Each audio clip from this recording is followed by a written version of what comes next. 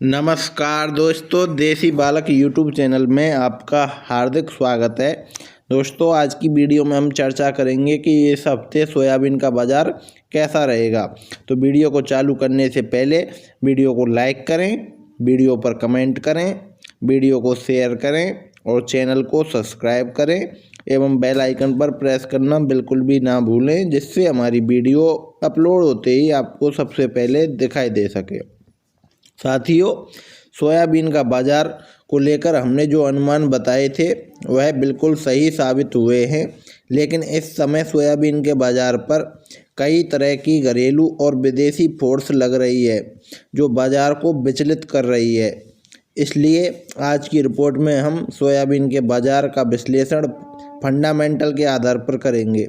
सबसे पहले हम सोयाबीन की उपलब्धता का विश्लेषण करना चाहते हैं।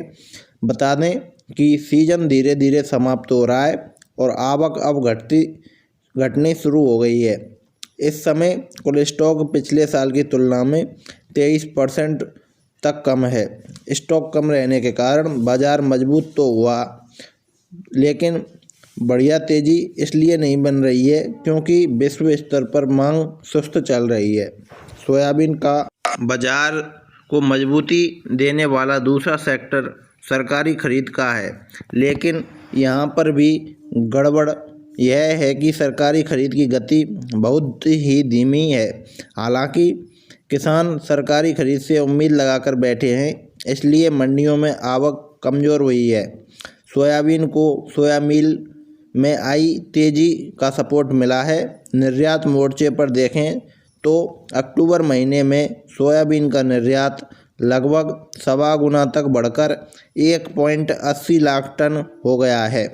निर्यात बढ़ने का सबसे बड़ा कारण अंतर्राष्ट्रीय स्तर पर सोया मील के भाव में मजबूती को माना जा सकता है, जिससे भारतीय मील में प्रतिस्पर्धात्मक बना दिया है। बता दें कि CBOT पर पिछले एक महीने में 8% उछलने के बाद अब कीमतें स्थिर हो गई हैं, इसलिए यहां से भी किसी बहुत बड़े उछाल की उम्मीद अब कम है। बाज़ारों की बात करें तो शनिवार को कीर्ति प्लांट पर भाव 4,950 रुपये तक सुधर गए हैं। वहीं MP में भावांतर लागू होने के कारण मंडियों के दाम 4,600 से लेकर 4,700 रुपये के दायरे में ही घूमते रहे। केंद्र ने इस सीजन के लिए 18.50 लाख टन सोयाबीन खरीद को हरी झंडी दे दी है, जिससे बाज़ार में भरोसा लौटता दिख रहा है। राजस्थान में भी खरीद की मंजूरी मिल जाने से वहां के प्लांट रेट में हल्की मजबूती की उम्मीद जगी है। सप्ताह की शुरुआत में आई गिरावट का असर सोया रिफाइंड तेल पर भी पड़ा। MP में तेल लगभग स्थिर रहा, लेकिन महाराष्ट्र में 1 से 2 रुपये प्रति किलो तक ढील देखी गई। कोटा में रिफाइंड तेल 20 रुपये तक बढ़ गया है, जबकि मुंबई और कांडला में कीमतें 5 रुपये से लेकर 10 रुपये तक फिसल गई हैं। इस दौरान अंतर्राष्ट्रीय बाज़ार में क्रूड सोयाबीन तेल थोड़ा मजबूत रहा, क्योंकि चीन ने अमेरिकी सोयाबीन की खरीद दोबारा उठानी शुरू कर दी है। हालांकि आयात की स्पीड अभी बहुत धीमी है। सोयाबीन की आवक में भारी उतार चढ़ाव देखने को मिला है और रेंज 2.5 लाख बोरी से लेकर 8.2 लाख बोरी के बीच ऊपर नीचे होती रही।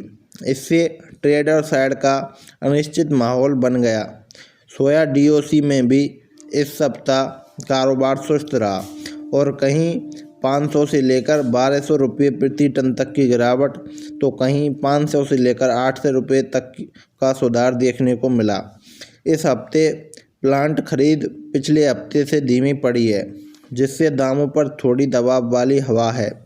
पाम तेल के तगड़े डिस्काउंट से थोड़ा दबाव जरूर बन रहा है, लेकिन घरेलू आवक घटने, स्टॉक कम होने और सोया मील की बढ़ती कीमतों के कारण क्रश मार्जिन मजबूत है, जो आगे सोयाबीन की कीमतों को दोबारा सपोर्ट दे सकते हैं। एवं हमारा मानना है कि कीर्ति प्लांट पर भाव जब तक 5,000 से ऊपर नहीं टिकते हैं तब तक हर उछाल पर मुनाफा वसूली आने की संभावना है और बाजार इसी प्रकार उतार चढ़ाव के बीच बना रहेगा।